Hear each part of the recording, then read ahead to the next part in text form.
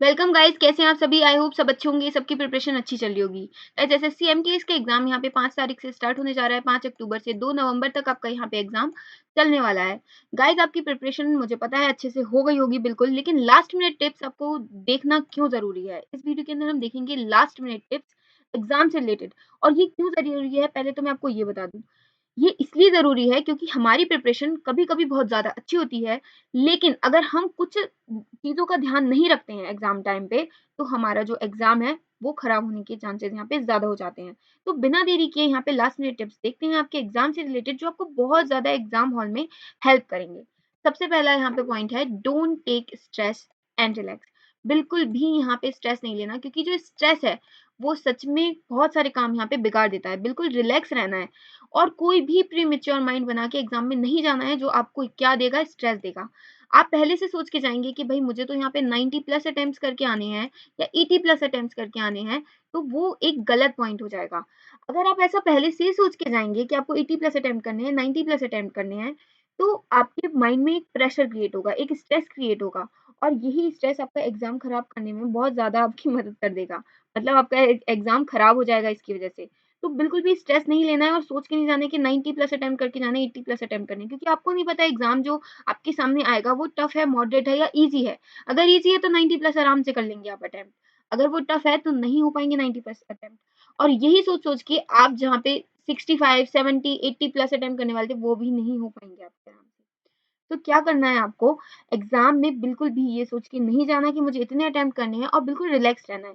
जिन भी कैंडिडेट्स का ये फर्स्ट अटेम्प्ट होगा, तो उनको अलग टेंशन चल रही होंगी कि हम एग्ज़ाम सेंटर पे टाइम पे पहुँचेंगे, एडमिट कार्ड से रिलेटेड इश्यू या सिक्योरिटी चेक से रिलेटेड इश्यू, बहुत ज़्यादा उनके माइंड में टेंशन होगी।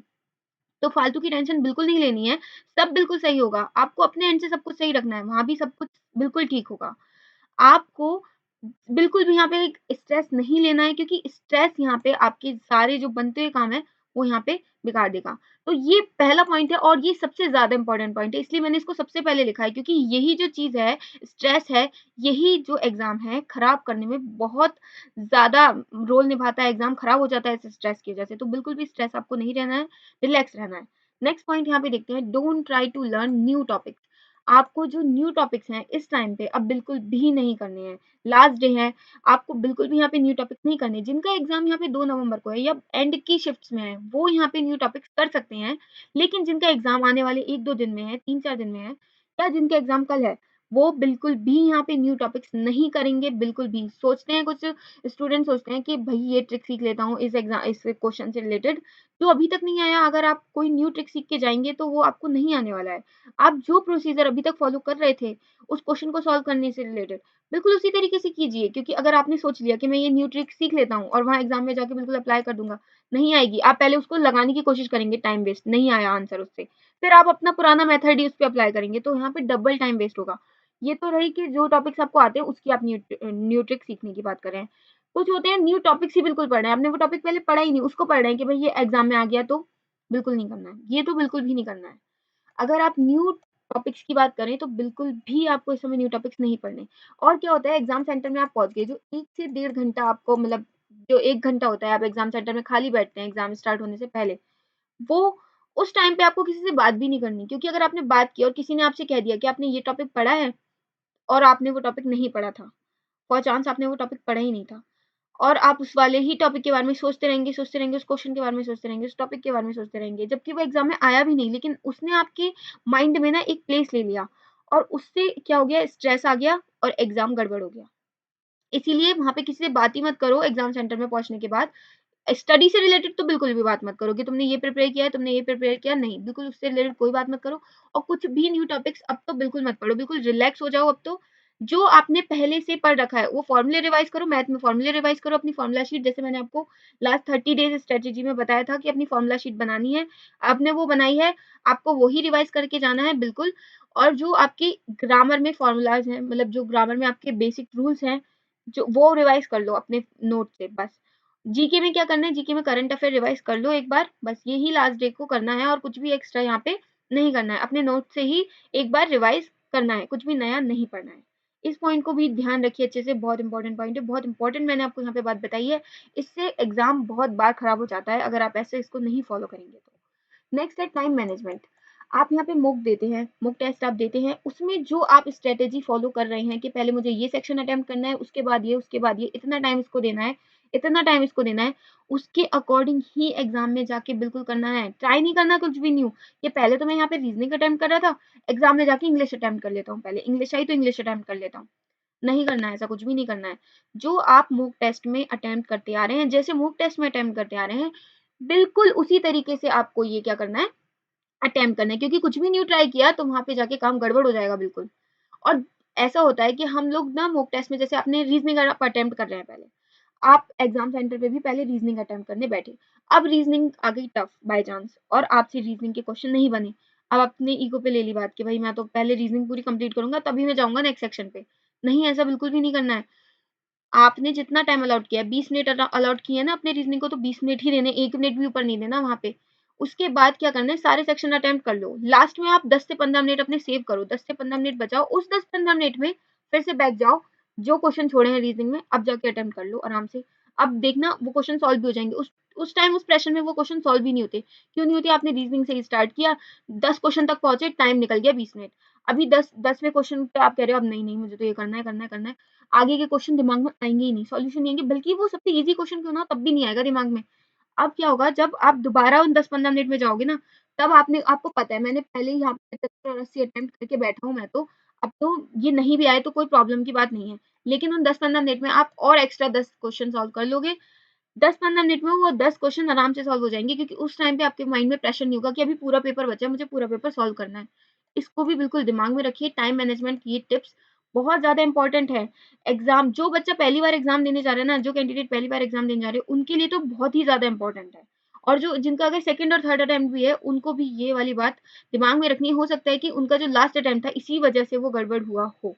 अब आपको कोई बता रहा है, तो बिल्कुल इसको ध्यान में रखिए। चलिए, वीडियो में आगे बढ़ने से पहले मैं आपको बता दूं, 6 अक्टूबर से यहाँ पे अनअकैडमी ऐप के ऊपर टॉप एजुकेटर्स के टॉप बैचेस लाइव होने जा रहे हैं। आप इनमें एनरोल कर सकते हैं, PMIT कोड लगाकर आप इन बैचेस में जुड़ सकते हैं। आप अनअकैडमी की ऐप के ऊपर अपने डाउट भी पूछ सकते हैं। आप लाइव क्लासेस के अंदर भी यहाँ पे अपने डाउट पूछ सकते हैं। साथ ही अगर आप किसी भी गवर्नमेंट एग्जाम की प्रिपरेशन कर रहे हैं, तो आप अनअकैडमी प्लस के साथ अपनी प्रिपरेशन कंटिन्यू कर सकते हैं। और अनअकैडमी ऐप के ऊपर यहाँ सब्सक्रिप्शन में आपको मैक्सिमम डिस्काउंट के लिए लगाना है डिस्काउंट कोड PMYT कोड लगाने से यहाँ पे आपको मैक्सिमम डिस्काउंट मिल जाएगा।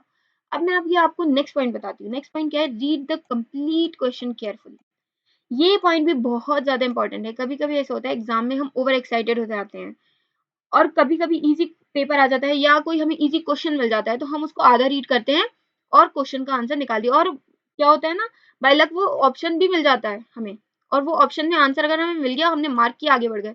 जबकि हमें यही नहीं पता एग्जामिनर ने लास्ट में गुगली थी, वो लास्ट में पॉइंट उसने ना कुछ और ही दे रखा था एग्जाम क्वेश्चन में।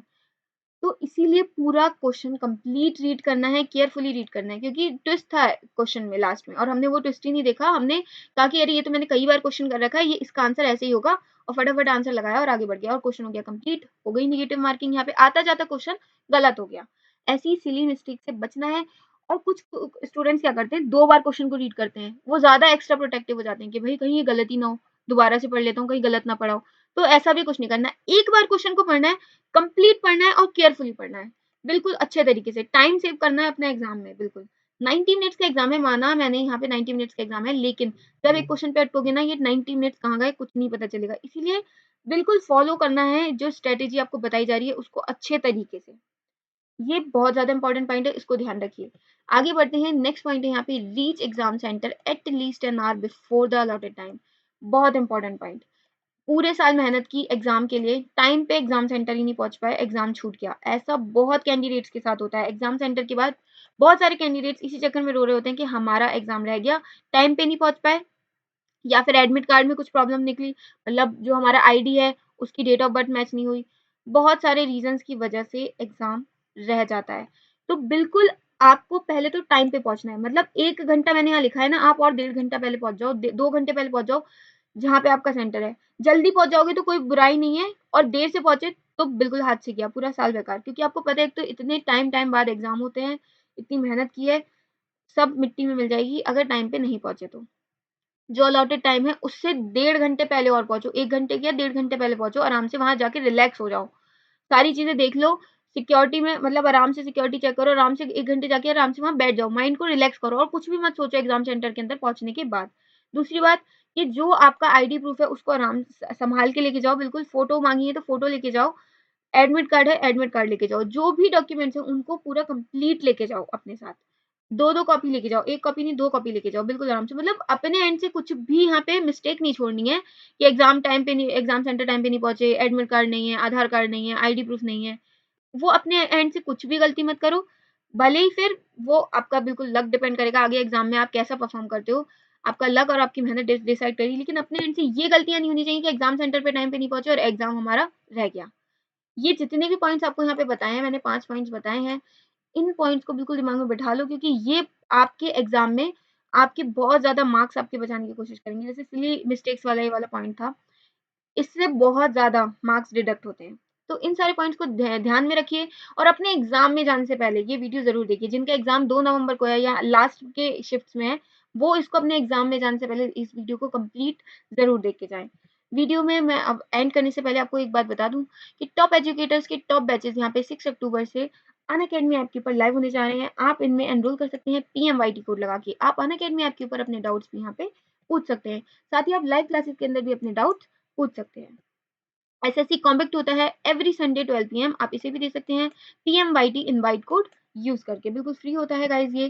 साथ ही दोस्तों आप किसी भी गवर्नमेंट एग्ज़ाम की प्रिपरेशन कर रहे हैं whether it is UPSC, SSC, bank, railway, CDS, AFCAT, CAPF, state PSC, UGC NET, IIT, JEE, NEET, even though CBSE exams, आप इनकी प्रिपरेशन अनअकैडमी ऐप के ऊपर कर सकते हैं। आपको प्रिपरेशन स्टार्ट कैसे करनी है? आपको अनअकैडमी ऐप को प्ले स्टोर से जाके डाउनलोड करना है। प्ले स्टोर से जाके आप डाउनलोड करने के बाद गोल कैटेगरी में जाके अपना गोल सेलेक्ट करना है। गोल सेलेक्ट करने के बाद मैक्सिमम वैलिडिटी का प्लान सेलेक्ट करके रेफरल कोड में डिस्काउंट कोड लगाना है पीएमवाईटी। पीएमवाईटी कोड लगाने से आपको मैक्सिमम डिस्काउंट मिल जाएगा। कोड ध्यान रख लीजिए पीएमवाईटी, आप बिल्कुल रिलैक्स हो जाइए, आपका एग्ज़ाम बहुत अच्छा जाएगा और ऑल द बेस्ट। फिर मिलेंगे नेक्स्ट वीडियो में।